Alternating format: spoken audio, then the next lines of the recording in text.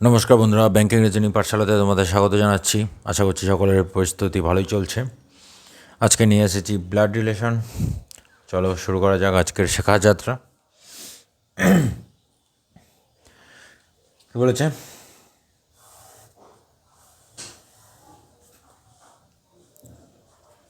F is spouse of T.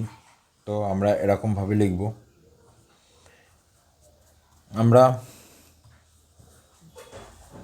Equal sign দেব কাপলের জন্য। কোনো mail হলে আমরা বক্স করে দেব মেল, আর কোনো ফিমেল হলে আমরা সেটাকে গোল করে দেব। আমরা জেনারেশন মানে মা বাবার ছেলে, জেনারেশনের জন্য আমরা এরকম দাগ দেব। ভাই বোনের জন্য আমরা এরকম দাগ দেব, আর কাপলের জন্য আমরা ডবল সাইন দেব। তো এই কটা জিনিস মাথায় রাখলেই যথেষ্ট। তো কী বলেছে, এফ ইজ স্পাউস অফ টি, মানে এফ আর টি হচ্ছে হাজব্যান্ড ওয়াইফ। স্পাউস কিন্তু স্পাউস মানে হচ্ছে হাজব্যান্ডও বোঝায়, ওয়াইফও বোঝায়। মানে হাজব্যান্ডের স্পাউস হচ্ছে ওয়াইফ, ওয়াইফের স্পাউস হচ্ছে husband. W is brother of H. W হচ্ছে ব্রাদার, মানে ডব্লু হচ্ছে ভাই, মানে আমরা বক্স করে দেবো মেল যেহেতু এইচের। A is mother of H. A হচ্ছে mother female of H, generation H. G is wife of B. G হচ্ছে ওয়াইফ, ম্যারিড যেহেতু, বি ওয়াইফ, বি তার মানে male. H is niece of G. Niece মানে হচ্ছে মেয়ে, নেফিউ মানে ছেলে হতো। এইচ হচ্ছে নিস, তার মানে এইচ হচ্ছে মেয়ে হয়ে গেল। এইচ হচ্ছে নিস।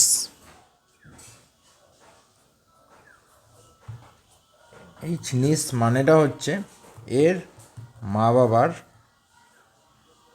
মানে মা বাবা আছে, বাবার ভাই বোন বা মার ভাই বোনের হচ্ছে এখানে এই যে নিস অফ জি, তার মানে জি এখানে আসবে। জি এর নিস, জি এর ভাই বোনের ছেলে, মেয়ে আর কি। T is father in law of B. T হচ্ছে ফাদার ইন ল, তার মানে এদের জেন্ডার আমি পেয়ে গেলাম। বি এর T father in law of B. B কাকে বিয়ে করেছে? জিকে, তার মানে জি এর বাবা হচ্ছে T. L is spouse of N. L হচ্ছে এন এর স্পাউস। অ্যান্ড মানে বলছে এলে চলে যাবে, হুইচ বললে এনে আসতো। এল হচ্ছে sister in law of G. L does not have any siblings, তার মানে এল হচ্ছে জি এর সিস্টার ইন ল। হতে পারে জি এর কোনো ভাই বোন আছে, তার ওয়াইফ এল, বা জি একে বিয়ে করেছে, এর ভাই বোন এল। কিন্তু এখানে কি বলেছে, L does not have any siblings, মানে হচ্ছে এর ভাই বোন হবে না। তার মানে হচ্ছে জি এর কোনো, এল হচ্ছে সিস্টার ইন ল, তার মানে জি এর ভাই আছে, তার ওয়াইফ হচ্ছে এল। বোঝা গেল ব্যাপারটা? এখানে এল যেহেতু বলেছে কোনো সিবলিং নেই, সিস্টার ইন ল মানে হচ্ছে শালি, এর যাকে বিয়ে করেছে তার বোন হতে হবে এল, সিস্টার ইন ল। আর না হলে এর কোনো ভাই আছে, তার বোন হতে, ওয়াইফ হতে হবে। এখানে যেহেতু বলেছে কোনো সিবলিং নেই, মানে ভাই বোন নেই, তাই এখানে দিয়ে দিতে হলো। কী বলেছে, এ আর জি not sibling.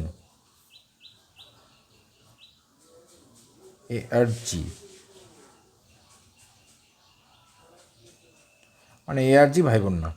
C is father of W.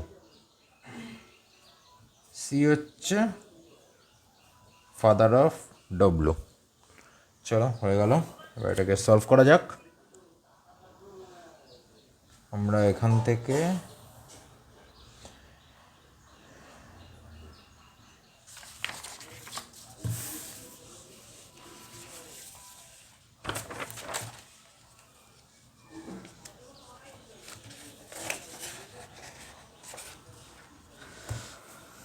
এই জায়গায় আসতে পারি, আমরা এটাকেই আমরা বসাই, টি, টি এর মেয়ে জি, জি বিকে বিয়ে করেছে,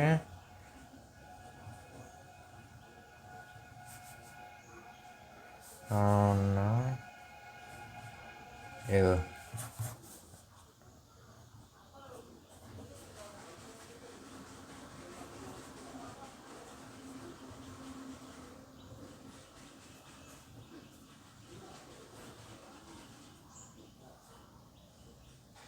ওকে আমাদের এটা হয়ে গেল।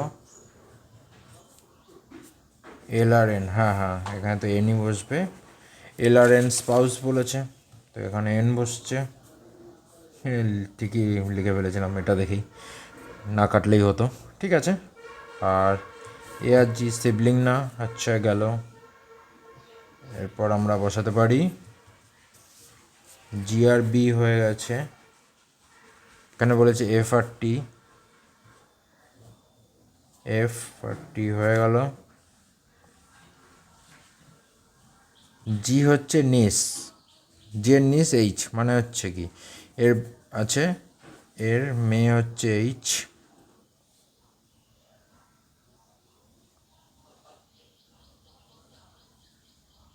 না না না এইচ এদিকে আসবে না, কারণ এর মেয়ে বলেছে এইচ, আর এ আর জি সিবলিং না, মানে হচ্ছে এর ওয়াইফ হবে এ, ডেফিনেটলি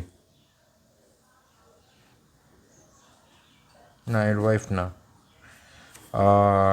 আচ্ছা আচ্ছা, জি নিস হচ্ছে, তার মানে এর ভাই, তার মানে এর বোন, এর বিয়ে হয়েছে কারোর সাথে, তার এইচ গেল। ডব্লিউ আর এইচ হচ্ছে সিবলিং, ডব্লিউ হচ্ছে ভাই গেল।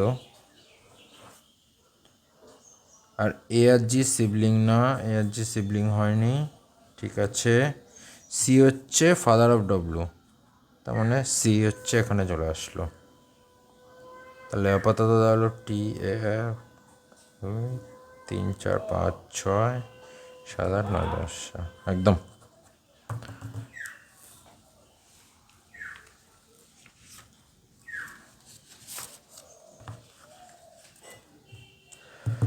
এটাই হলো।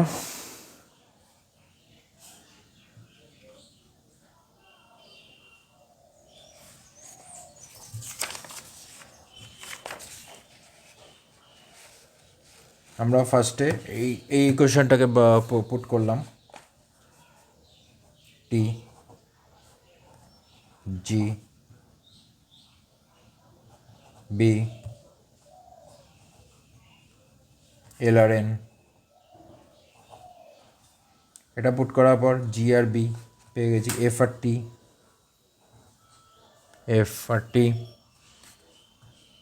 এবার জি এর নেস এইচ, আর এইচের মাকে এ, তার মানে এদিকে যাবে, এদিকে আসতে পারবে না কারণ বলেছে জি এর কোনো সিবলিং নেই, এ